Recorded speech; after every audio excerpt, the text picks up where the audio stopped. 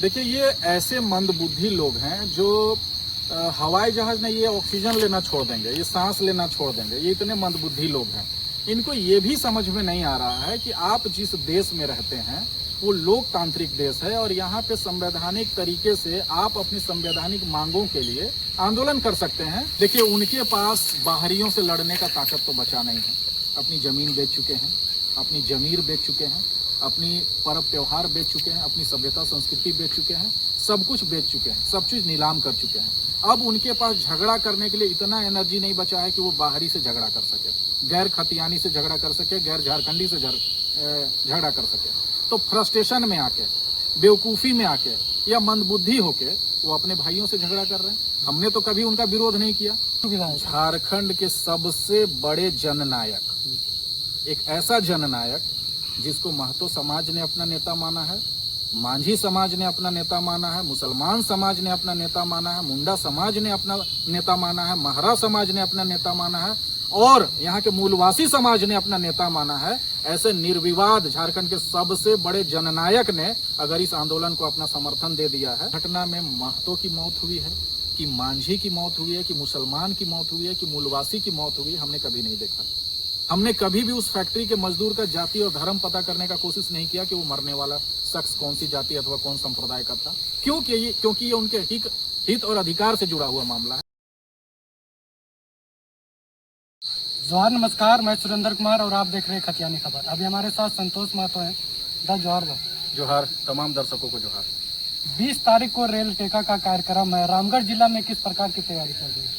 पूरा बृहद स्तर पे हमने तैयारी किया हुआ है और पॉकेट मीटिंग चल रहे हैं अलग अलग स्तर पे। कोई ऐसा गांव नहीं छूटा हुआ है, कोई ऐसा मोहल्ला नहीं छूटा हुआ है, कोई ऐसा टोला नहीं छूटा हुआ है, जहां कोई अखड़ा नहीं छूटा हुआ है जहां हम लोगों ने बैठक नहीं किया है। लगातार समाज के लोग बैठकें कर रहे हैं, दिन रात बैठक चल रहा है और हमारी तैयारी एकदम अंतिम पायदान पे है। लोग जो चुनौतियां देते हैं जनसंख्या के आधार पे या जनगणना की बात करते हैं, सेंसस की बात करते हैं या फिर राज्य में कुर्मी समाज का क्या आबादी है उसके प्रतिशत की बात करते हैं, तो इस बार सेंसस से पहले रेल टेका में और रेलवे स्टेशन पे हम लोग अपने समाज का ताकत दिखाएंगे और हम अपने समाज का संख्या दिखाएंगे कि झारखंड में हमारी संख्या कितनी है और हमारी आबादी का प्रतिशत कितना है। पूरा आबादी, बाल बच्चों सहित, हितनाथ के सहित हम लोग स्टेशनों में इस बार कूच करेंगे और पूरे ताकत के साथ इस रेल टेका डहर छेका का ये जो आंदोलन है, ये आंदोलन इस बार निर्णायक होगा और अंतिम होगा। आदिवासी नेता लोग इसका कुछ लोग विरोध भी कर रहे हैं कि आप लोग अगर रेल रोकते हैं तो वो लोग हवाई जहाज रोकेंगे और राज्यपाल के पास धरना भी देंगे। देखिए, ये ऐसे मंदबुद्धि लोग हैं जो हवाई जहाज में ये ऑक्सीजन लेना छोड़ देंगे, ये सांस लेना छोड़ देंगे। ये इतने मंदबुद्धि लोग हैं। इनको ये भी समझ में नहीं आ रहा है कि आप जिस देश में रहते हैं वो लोकतांत्रिक देश है और यहाँ पे संवैधानिक तरीके से आप अपनी संवैधानिक मांगों के लिए आंदोलन कर सकते हैं। इसके लिए हमें संविधान अनुमति देता है और हम अपने हक और अधिकार के लिए अगर कोई मांग कर रहे हैं तो उसके विरोध में इनका जो विरोध करना है वो एकदम नासमझी भरा हुआ है।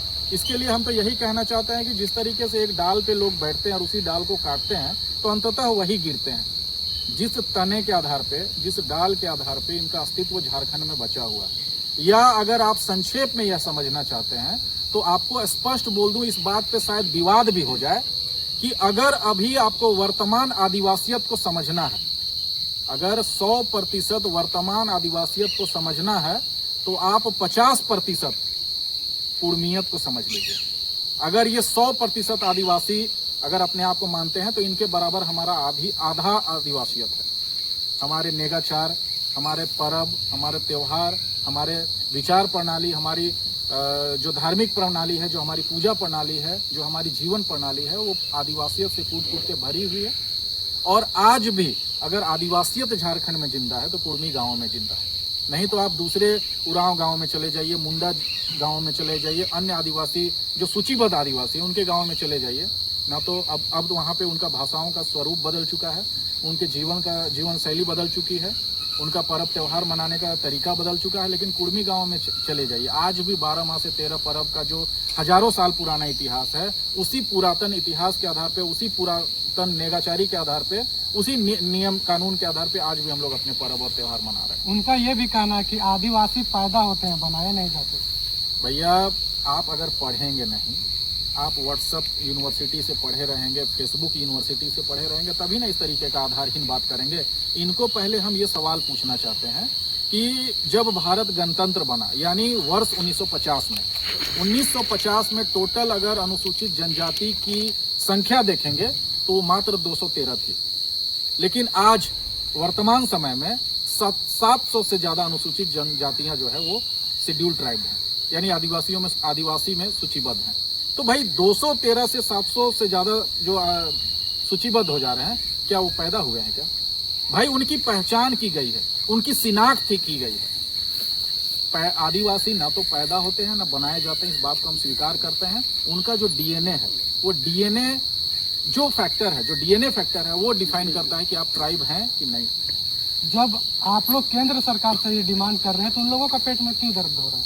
देखिए, उनके पास बाहरियों से लड़ने का ताकत तो बचा नहीं है। अपनी जमीन बेच चुके हैं, अपनी जमीर बेच चुके हैं, अपनी पर्व त्योहार बेच चुके हैं, अपनी सभ्यता संस्कृति बेच चुके हैं, सब कुछ बेच चुके हैं, सब चीज नीलाम कर चुके हैं। अब उनके पास झगड़ा करने के लिए इतना एनर्जी नहीं बचा है कि वो बाहरी से झगड़ा कर सके, गैर खतियानी से झगड़ा कर सके, गैर झारखंडी से झगड़ा कर सके। तो फ्रस्ट्रेशन में आके, बेवकूफ़ी में आके या मंदबुद्धि होके वो अपने भाइयों से झगड़ा कर रहे हैं। हमने तो कभी उनका विरोध नहीं किया। अगर आप सरना कोड की मांग करते हैं तो हम उसमें कदम ताल मिलाते हैं। क्यों? क्योंकि हम जनजाति हैं, हम अपने भाई का मांग का समर्थन करते हैं। आपके किसी भी पर्व के बारे में, किसी भी कानून और हक अधिकार के बारे में अगर केंद्र सरकार कुछ दखल अंदाजी करने का काम करती है तो हम आपके साथ कदम ताल करते हैं। आप बोलिएगा तो हम आपको विजुअल्स अवेलेबल करा देंगे, फुटेज अवेलेबल करा देंगे, पेपर कटिंग अवेलेबल करा देंगे। जब ST/SC protection and atrocity act जो था, जो इनके हित और अधिकार के लिए बनाया गया कानून है, उसमें जब केंद्र सरकार द्वारा दखल अंदाजी की बात आई, जब उसमें बदलाव करने और संशोधन करने की बात आई, तो तमाम कुड़मी समाज के लोग सड़कों पे उतरे, सड़क जाम किया गया, टायर जलाए गए, ताकि इनके और हमारे संरक्षण के लिए जो कानून बनाए गए हैं उसमें कोई संशोधन ना हो सके। हमने कभी किसी दुर्घटना में महतो की मौत हुई है, कि मांझी की मौत हुई है, कि मुसलमान की मौत हुई है, कि मूलवासी की मौत हुई है, हमने कभी नहीं देखा। हमने कभी भी उस फैक्ट्री के मजदूर का जाति और धर्म पता करने का कोशिश नहीं किया कि वो मरने वाला शख्स कौन सी जाति अथवा कौन संप्रदाय का था। क्योंकि ये उनके हित और अधिकार से जुड़ा हुआ मामला है।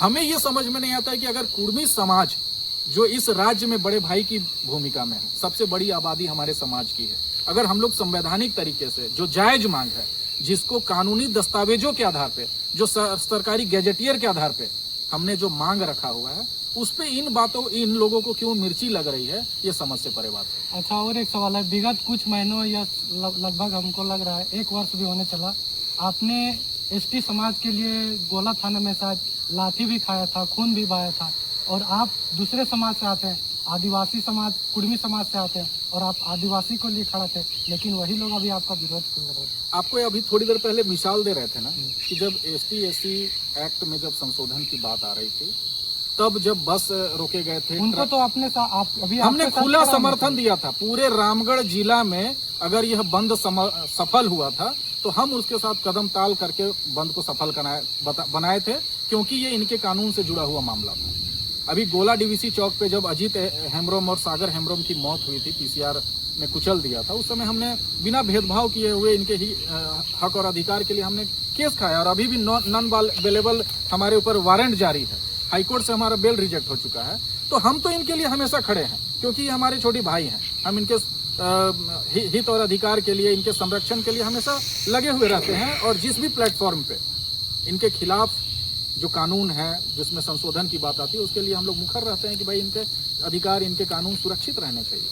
और एक सवाल है, अभी वर्तमान में डुमरी विधायक जो है जयराम महतो और पूर्व विधायक गोमिया से, उन्होंने अपना स्टैंड क्लियर कर दिया, वो साथ हैं, कुड़मी समाज के साथ है, लेकिन और जो विधायक है आपके समाज के, वो लोग अभी तक स्टैंड क्लियर नहीं किया। इस पर क्या कहें?